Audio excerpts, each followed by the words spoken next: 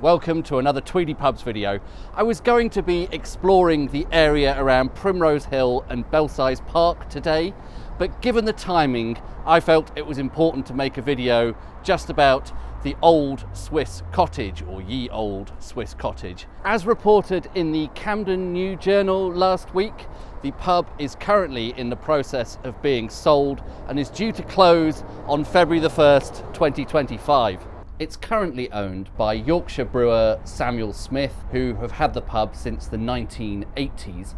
Samuel Smith have yet to make a public statement about the pub's closure, but it is my understanding, based on that article in the Camden New Journal, that it is in the process of being sold. We have no idea who the future owners of the pub may be and what their plans for the building are. This is a landmark pub. It has given its name to the nearby tube station and the surrounding area, and there has been a pub on this site with this name for nearly 200 years.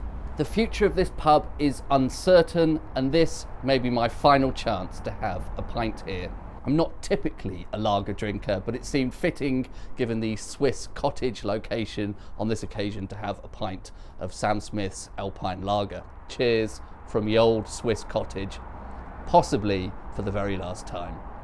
It's important to note that this is not a listed building. It comes under Camden Council and it is not on Camden's local list of historic buildings. It also is not currently registered as an asset of community value. So this pub has no protection in its current state, and given the lack of clarity about who the new owners might be, there is some reasonable cause for concern about the future of the pub. Although the first incarnation of the Swiss cottage here dates to the 1830s, the current building that we're looking at today is a redevelopment of the 1960s. It's not clear whether that was a total rebuild or whether perhaps some of the fabric of that original building remains. We do have some old photos of how the pub looked prior to that 1960s redevelopment. Here's a very early drawing from the 1840s. Here's a photo from 1904 where part of the pub is obscured by this omnibus. You can also see this photo on the wall inside the pub. Here's a very grainy photo from a newspaper article of 1948. I think at least some of the character from that original building has been maintained in the building we see today. Shall we do a quick run through of the Swiss chalet style? There are several key motifs. First of all, projecting eaves. The roof juts out from beyond the walls. This is to help protect the building from heavy snowfall, which obviously makes a lot more sense in the Alps than it does here in NW3. Even the pub sign has a little roof with those projecting eaves, and that sign depicts a member of the Swiss Guard. Balconies are also a very common theme of the Swiss chalet style. In their original Alpine setting, they would give you an opportunity to sit and appreciate the beautiful scenery all around you. Again, that seems slightly out of place here in the middle of this busy road junction, surrounded by all this fairly unsympathetic post-war development. Exposed beams on the exterior are another motif, along with brackets.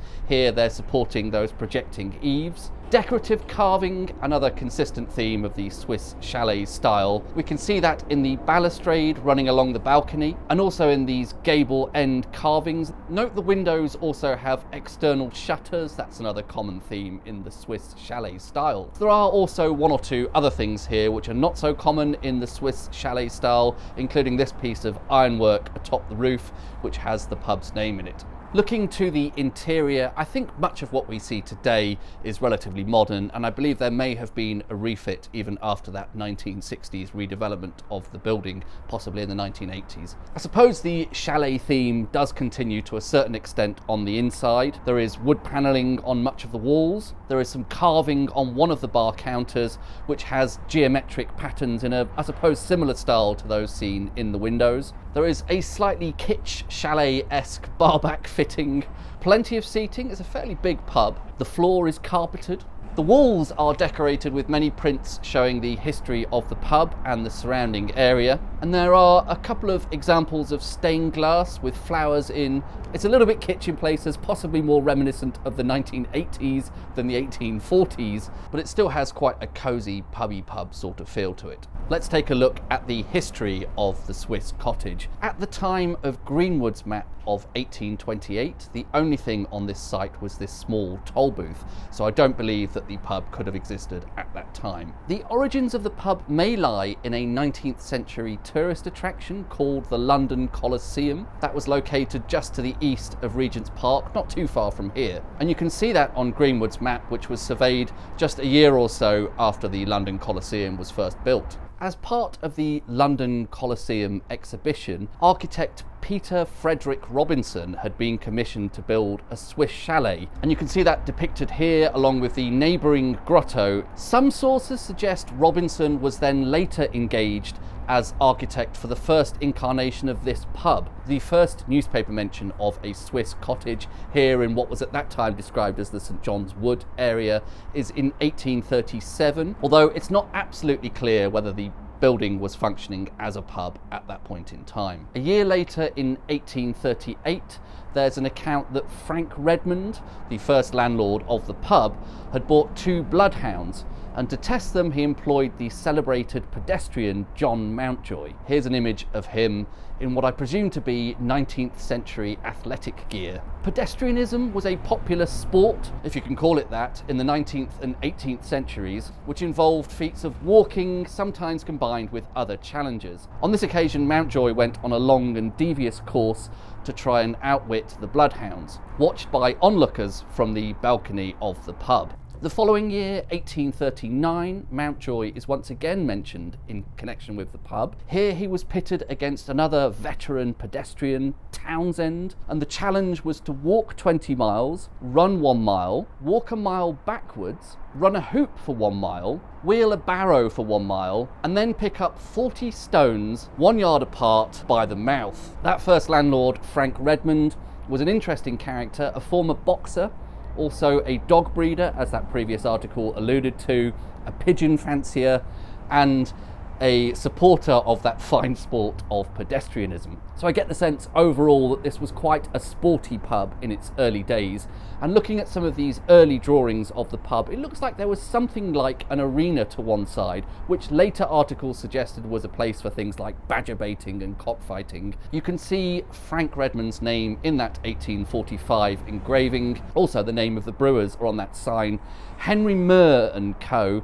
The same sign is also visible in another drawing, which I believe also dates to the 1840s, and that was reproduced in a newspaper a century later in 1948, when the pub was up for sale. The pub sold for £176,000, believed at that time to be an all-time record for the sale of a licensed property. That's equivalent to about £5.4 million today, adjusting for inflation. I think that's an indicator that the pub was prospering still well into the 20th century. It was up for sale again in 1984, and it seems at that point it was still doing a very brisk trade.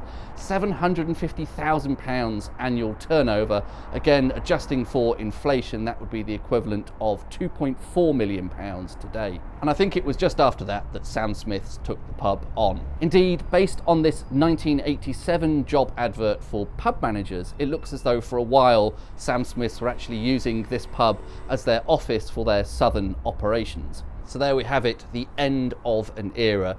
After nearly 4 decades as a Sam Smith's pub, they've decided it is time, we believe, to sell up and move on. I don't think we can blame them for that. They are running a business, not a charity, and if the site is not working for them, then they're of course quite within their rights to sell it and move on. I think, however, it would be a gesture of goodwill for them to release a statement about the sale, perhaps giving some details about who the prospective buyers are and what the future plans for the site are too. At the time of filming this, just a few days before the planned closure, as far as I'm aware, that hasn't yet happened. I just hope whoever takes on this site next keeps it as a pub and keeps alive this very important piece of London's history. Cheers.